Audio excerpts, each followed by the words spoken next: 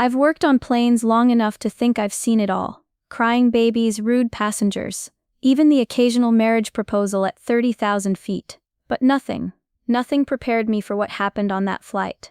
It was supposed to be a routine trip. Just another day, just another set of faces. But one man, he changed everything. Not with anger, not with noise, but with a single quiet gesture that brought me to tears right there in the galley. The strangest part? I didn't even like him at first.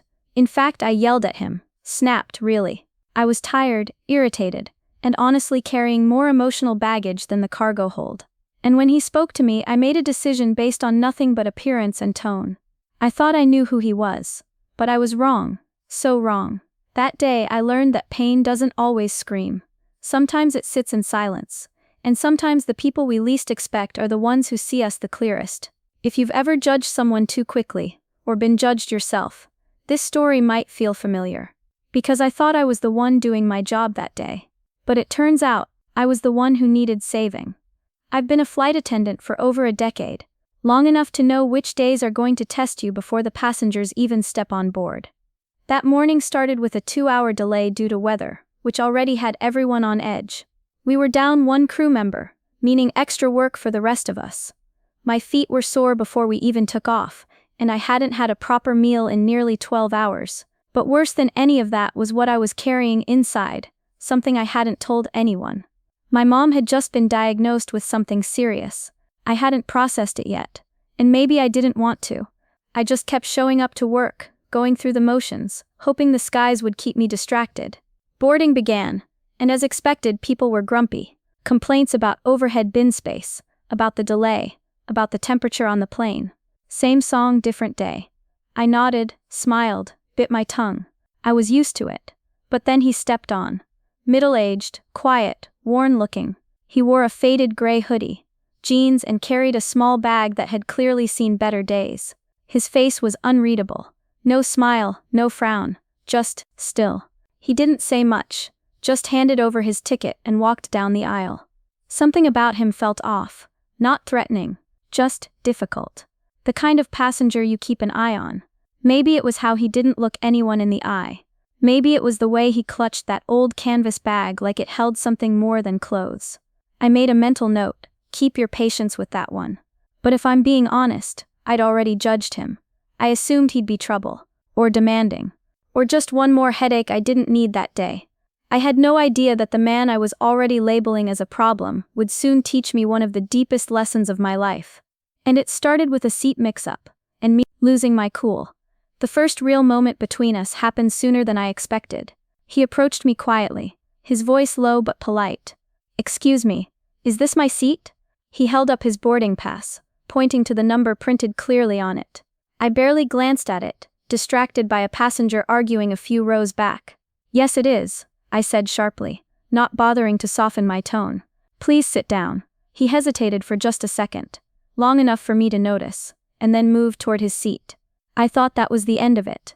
But a little later, as I was pushing the beverage cart down the aisle, I saw him stand up again. He reached into the overhead bin, carefully pulling out a small box wrapped in brown paper. Without thinking, tired and frustrated, I snapped, "Sir, please remain seated while the seatbelt sign is on." My voice was louder than intended, and heads turned. The murmurs started. He looked at me calmly, without a word. No argument, no apology, just a quiet nod. Then he sat back down, clutching the package a little tighter. For a moment I felt a strange rush, a mix of power and irritation. I had reminded a passenger to follow the rules. I was the one in charge here. But then the silence hit me differently. Other passengers were watching now, some with surprised looks, others with disapproval. I could feel their eyes on me, and on him. Yet he didn't flinch. He didn't make a scene. He just sat there, calm and unbothered, like this was nothing new. I told myself to forget about it, that he was just one more difficult passenger in a long day. But deep down, I felt a twinge, something I couldn't quite explain. Who was this quiet man, so patient in the face of my outburst, and why did I already feel unsettled by him? At that moment I didn't know it yet, but that simple interaction was only the beginning. The real story, the one that would change everything, was waiting just a few hours ahead, hidden beneath his quiet demeanor. The flight settled into a steady rhythm after the usual chaos of takeoff. Passengers tucked into their seats, some reading, some dozing off, others scrolling endlessly on their phones. For a moment I let my guard down. My irritation from earlier began to fade, replaced by a dull ache of exhaustion, not just physical, but something heavier. One of my fellow flight attendants noticed. She approached me quietly during a lull in service and asked softly, "Hey, are you okay?" I shrugged and gave a half-smile. "I'm fine," I said, though my voice lacked conviction. I didn't want to admit the truth, not yet. As I moved down the aisle again, my eyes caught sight of him, the quiet passenger. He was sitting by the window, staring out at the endless stretch of clouds and sky. There was something in his eyes I hadn't seen before, a distant, almost haunted look, like he was somewhere far away, lost in a memory or a pain he kept locked deep inside. For a moment I stopped walking and just watched. What was his story? What had brought him here, sitting silently beside me, on this cramped airplane? The guilt started to creep in. I replayed the moment I had snapped at him, the sharp words, the public scolding. Had I been fair? Had I been kind? I realized I didn't even know his name, or anything about him. I had written him off with a single judgment, treating him like a problem instead of a person. The weight of it pressed down on me, heavier than the turbulence shaking the plane. I wanted to apologize, but something held me back. Fear, maybe, or pride. I turned away and continued down the aisle, my heart heavier than it had been all day. Little did I know that quiet man was about to change everything for both of us, in ways I never could have imagined. Later, as the beverage cart rolled down the aisle again, I found myself standing in front of him once more. This time I caught myself softening, the sharp edge in my voice dulled a little. "Would you like something to drink?" I asked quietly, offering the small cup of juice with a tentative smile. He looked up at me, calm and polite, but shook his head gently. "No thank you." Then unexpectedly he reached into his jacket pocket and pulled out a small folded piece of paper. He handed it to me silently, his eyes meeting mine for the first time. There was no anger or resentment there, only quiet kindness. I blinked, surprised. My mind raced. Was this a complaint? A request? Something more? I didn't have time to ask. The aisle was filling again, and I slipped the note into the pocket of my apron, tucking it away with the usual papers and pens. Curiosity nagged at me, but I pushed it aside. There were still hours left on this flight, and I needed to focus. Finally, when I had a moment alone in the galley, I pulled the note out. I unfolded the paper slowly, and then I froze. It wasn't a complaint at all. It was a thank you note. He wrote about how he'd noticed the strain on me, the exhaustion, the stress I was trying to hide. How he knew what it was like to carry pain beneath a calm exterior. But more than that, he included something I never expected, a receipt. A donation he had made to a mental health foundation specifically for flight attendants, and it was in my name. His handwriting was neat but personal. "I don't know your story," he wrote, "but I see your struggle. You are not alone." My hands trembled as I read. I blinked away tears that burned unexpectedly hot. I'd been so quick to judge him, to label him difficult or troublesome. But here he was, giving me a gift, one I didn't know I needed. A gift of understanding, a gift of hope. And suddenly the quiet man on this flight wasn't a stranger anymore. He was someone who had reached out across the silence between us and reminded me that even in the darkest moments, kindness could break through. I read on, unable to stop. The note told a story, one I never expected. He wrote about his wife, who had been a flight attendant just like me. She'd loved flying, the feeling of being above the clouds, the brief escape from the world below, but behind her smile was a battle most people never saw. She had struggled with depression, especially after losing her mother. Passengers could be harsh, colleagues sometimes colder. The weight of all that pain was too much. He wrote how, in the last year since she passed away, he'd come to understand just how lonely that struggle could be, how easy it was for people to mistake exhaustion for rudeness, or sadness for weakness. When he saw me on that plane, tired, guarded, snapping at a stranger, he saw something familiar in my eyes. The same kind of pain he had seen in his wife's gaze during her hardest days. He didn't know my story, he said, but he wanted me to know one thing: you're seen. Those words hit me harder than I expected. I had spent years putting on a brave face, hiding the cracks beneath my uniform. I thought I was handling it all alone, that no one noticed. But here was a stranger, who'd watched me without judgment, who'd reached out quietly in a way that spoke volumes. Guilt washed over me. How many times had I judged passengers, co-workers, even myself, without understanding their battles? How many moments had I missed to be kind, simply because I was too tired or too overwhelmed? Tears spilled down my cheeks, hot and sudden. I realized I hadn't just been wrong about him. I'd been wrong about so much. This note wasn't just a thank you, it was a lifeline.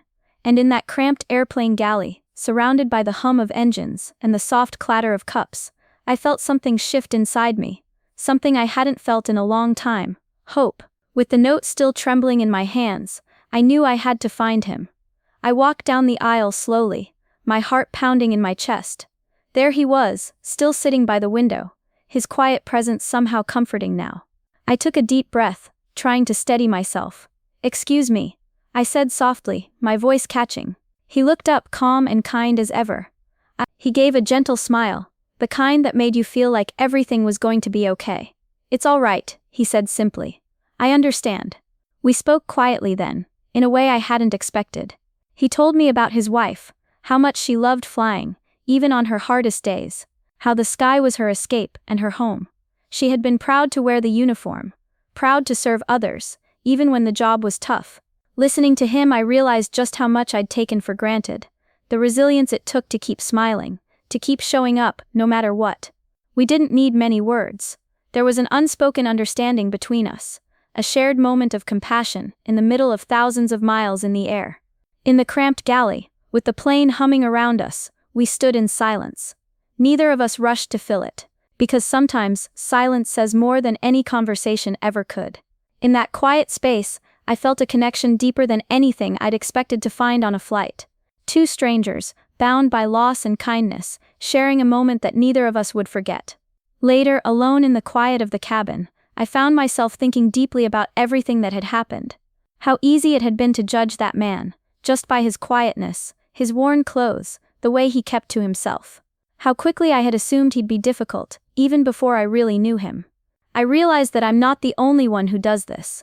We all make snap judgments about people every day, without knowing their stories or struggles. It's a natural defense, but it's also a barrier, one that keeps us from truly seeing each other. What I learned that day is the power kindness holds. Even when you're exhausted, frustrated, or carrying your own pain, a little compassion can change everything. I promised myself then that I wouldn't just be professional in the cold sense of the word. I wanted to be human first, kind, patient, understanding. I thought about his wife, the flight attendant, who had battled so much behind the scenes.